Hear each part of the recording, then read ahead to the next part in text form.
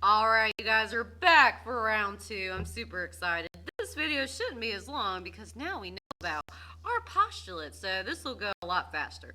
Okay, so again, we're trying to show, in this case, we have a triangle on the upper part of this quadrilateral and a triangle on the lower part. And I want to show that these two triangles are congruent by either SSS, so 3 congruent corresponding sides, or SAS, so 2 corresponding congruent sides with an angle that is congruent that is between the 2 congruent corresponding sides. So side, angle, side. And again, we're on the lookout for SSA because that is not the correct way your triangles should be marked congruent to show that triangles are congruent. So this doesn't cut it. These two work out just fine. This one, the demon cats will fire breathe on you and they'll get you. So watch out. They're coming for you. Ah! All right. Be careful. They're vicious. Okay, let's get going. So I'm going to go ahead and mark what has already been given to me in my picture. So which sides or angles do you guys spot that are already congruent? Well, I do see that L to the O is congruent to O to the N. So I can say segment LO is congruent to ON. And what would be the reason if it's already marked in my picture? Holy hot dog, it would be because of the given. Nice job. Okay, do you guys spot anything else in the picture that is already marked congruent? Yes, I do see that L to the G has 3 tick marks and G to the N also has 3 tick marks. So I could say LG is congruent to GN. And since it was already marked in my picture, let's say that at the same time, what would be the reason? 1, 2, 3. The given! Yay.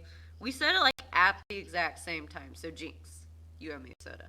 But anyway, so I currently have 2 sides marked in as congruent. So if we're looking here, since I have 2 sides, I could still go the SSS route, because that has 2 sides, or I could be going the SAS route, because that has 2 sides, or SSA also has 2 sides. So I really don't know which way I'm going yet. So as of right now, there's not really that much helpful information, but maybe there's something else I can do. Maybe there's like a trick up my sleeve that I can use to mark in an additional angular side to be congruent. Let's see here. Do you guys see anything? I see it. Do you see it? Do you guys see that these 2 triangles share a common side? They both share segment G to the O. Whoa.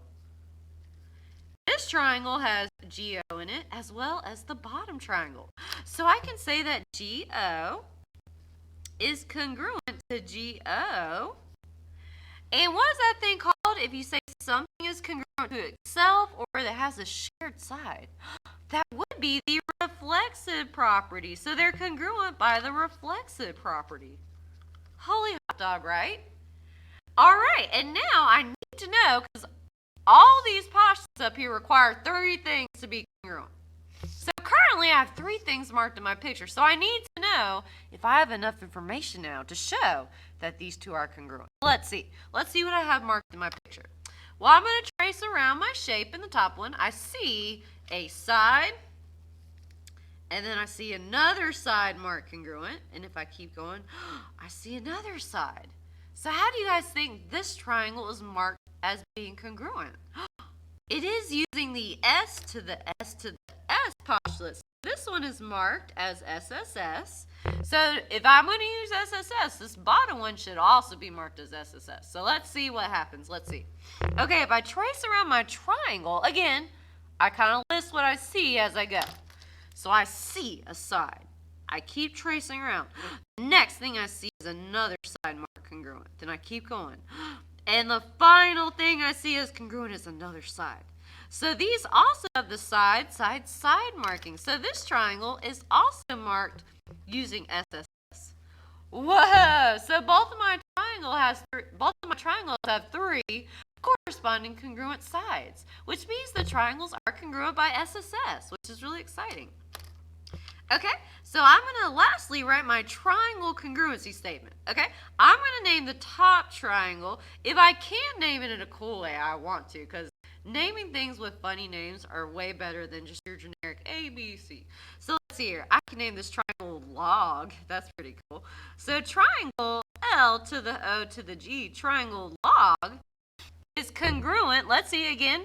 The way I figure out the correct order is by its marking. So if I go from L to O to G, I see 2 tick marks to 1 tick mark to 3 tick marks. So 2, 1, 3. So this one is following that 2, 1, 3. 2, 1, 3. Went from 2 to 1 to 3. Okay, so I need to make sure my next statement also uses the 2 tick marks to 1 tick mark to 3 tick marks. So let's see what happens. How could I start? I see 2 here, and I see 1 here, so I need to go kind of this way. Okay, so I think N to O to G. Let's see here. 2 to 1 to 3. Yes, that's what I'm trying to get.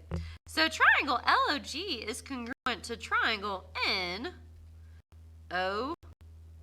Triangle log is congruent to triangle nog. So there you go. All right, you guys, and they are congruent by S to the S to the X. S, not X. Sorry, guys. They're congruent by SSS. So there you go. Nice job, you guys.